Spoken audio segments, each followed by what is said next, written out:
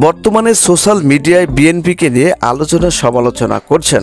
অনেকেই বলছে বিএনপি আওয়ামী হলো মুদ্রার এপিটোপিট। অনেকেই বলছে এক রাক্ষসকে সরিয়ে আবার আর এক রাক্ষসকে টেনে আনা বসিয়ে দেওয়া। তাহলে লাভ কি? তাহলে গণ অভ্যুত্থান ঘটিয়ে লাভ কি হলো?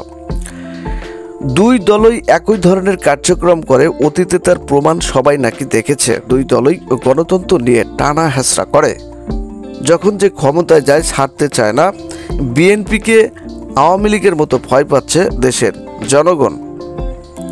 এখন আমরা বিএনপিকে নিয়ে মূল আলোচনা করব। এদেশের সকল মানুষ বিএনপি বা বিএনপি জোটকে রাষ্ট্র ক্ষমতায় চাচ্ছে, কিন্তু ভয় একটাই, যদি আওয়ামী লীগের মতো ক্ষমতা না ছাড়তে চায় তখন কি হবে?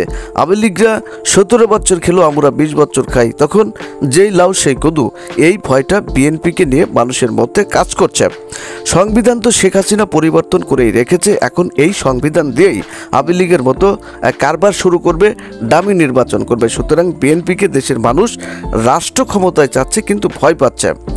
তাছাড়া বিএনপিও কিন্তু আপনার স্বৈরাচার হাসিনা পতনে অনেক সংগ্রাম করেছে। অনেক নেতা কর্মীরাও জেল জুলুম ও নির্যাতনের শিকার হয়েছে। অনেকেই খুন গুমের শিকারও হয়েছে। কারণ সেই 2009 সালে যখন আওয়ামীরা ক্ষমতায় এসে সংবিধান পরিবর্তন করে তত্ত্বাবধায়ক সরকার উঠিয়ে দিল, তারপর থেকেই বিএনপি জামাত সংগ্রাম চালিয়ে যাচ্ছে।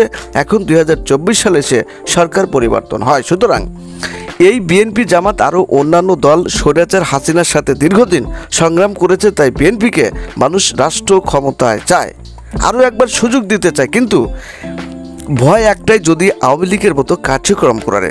শেখ হাসিনা গণভবনে বসে মনে করতেন দেশটা উন্নয়ন হচ্ছে, দেশের মানুষ ভালোই চলছে, আমিও ভালোই চলছি।